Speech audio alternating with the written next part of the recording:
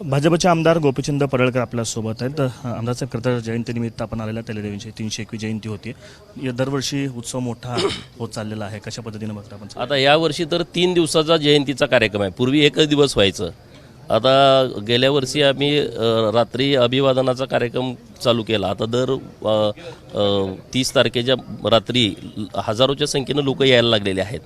विद्युत रोषणाईचा कार्यक्रम परवा दिवसा 3 दिवस. आता सलग पुढच्या जयंतीपासून हा प्रोग्राम आणखी कसा वाढवता येईल अशा पद्धतीचं नियोजन हे उत्सव समितीला सोबत घेऊन सगळेजण करणार आहेत, प्राध्यापक राम शिंदे साहेबांच्या नेतृत्वामध्ये. त्यामुळं दिवसेंदिवस चौंडीचं महत्त्व वाढतं आहे, लोकांच्यापर्यंत जातं आहे, चौंडीचं रुपडं बदलण्याचा प्रयत्न होतो आहे.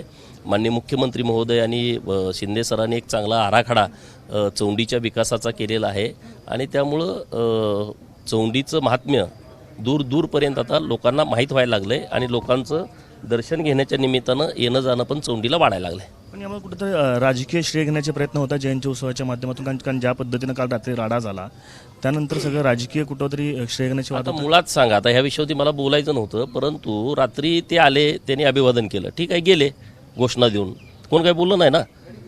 परत तुम्ही तिथं येऊन डबल परत तिथं धिंगाणा घोषणा करायच्या, कोण गप बसेल? कोण गप बसणार नाहीत लोक. ते दादागिरी तुम्ही घरी करायची, हे तर कोण खपून घेणार नाही आणि आम्ही तर मुळीच नाही. दुसरे नाराजी व्यक्त करतात, तुम्ही सुरुवात केल्यासमोर कोण आहे तो नाराजी व्यक्त करायला? तिथं काय उद्योग 2 वेळा तिथं धिंगाणा करायची काय गरज होती? तिथून बाहेर आल्याच्या नंतर अर्धा तास रोडवरती थांबायची काय गरज होती? पोलीस विनंत्या करत होती, तुम्ही इथून जावा. तुम्ही उगाच पोरांना इथं दारू पिऊन आलेली पोरं सगळी धिंगाणा करत होती. ते आता हा विषय बोलण्यासारखा नाही, परंतु बोलू ना. रोहित पवारांना मला सल्ला देण्याची आवश्यकता नाही. चौंडी हे तीर्थस्थान आहे, ते राजकारणाचं ठिकाण नाही. आला दर्शन प्रत्येकाने घ्यायचा अधिकार आहे, परंतु घोषणा देणं सातत्यानं 2-3दा तिथं परत येऊन काहीतरी वेगळे विषय करणं हे योग्य नाही. अशा पवित्र ठिकाणी असं होणं योग्य आहे असं वाटतं? मग त्याला सांगा ना, जाऊन त्याला सांगा ना, हे काय पवित्र ठिकाण आहे? त्यांनी केलं असं वाटतं. आता तुम्ही होता ना तिथं, बरेच पत्रकार मित्र तिथं होते ना. पहिल्यांदा अभिवादन झालं, राज्यपाल महोदय बसलेत, सभापती महोदय बसलेत, ड्रोन शो सुरू आहे. ड्रोन शो कधीपर्यंत होता? 12:05 होता. 12ला 10 मिनिटं कमी असतानाच तुम्ही तिथं फटाके चालू केलेत. अभिवादन कधी करतोय आपण? करेक्ट 12 वाजता. तुम्ही फटाके चालू किती करताय?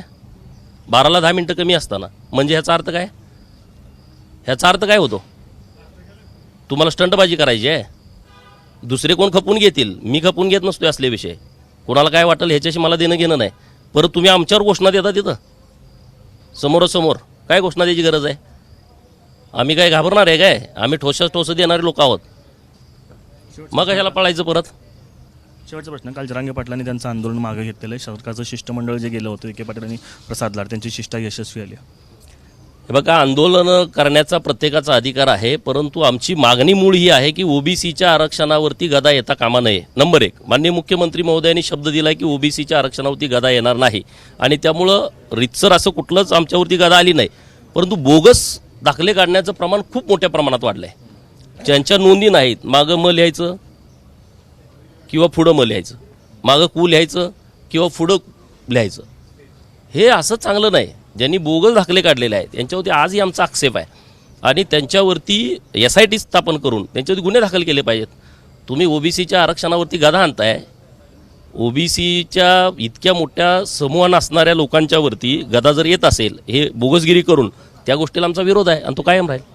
होते भाजपचे आमदार गोपीचंद पडळकर. खरं तर त्यांचं असं म्हणणं आहे की बोगस ज्या नोंदी आहेत त्या कुठंतरी थांबवल्या पाहिजेत आणि गुन्हे जे त्या संदर्भात दाखल झाले पाहिजे मागणी या निमित्तानं ते करतात. कॅमेरा पर्सन अयूब कागदीसह आफताब शेख, ABP माझा, चौंडी, अहिल्यानगर.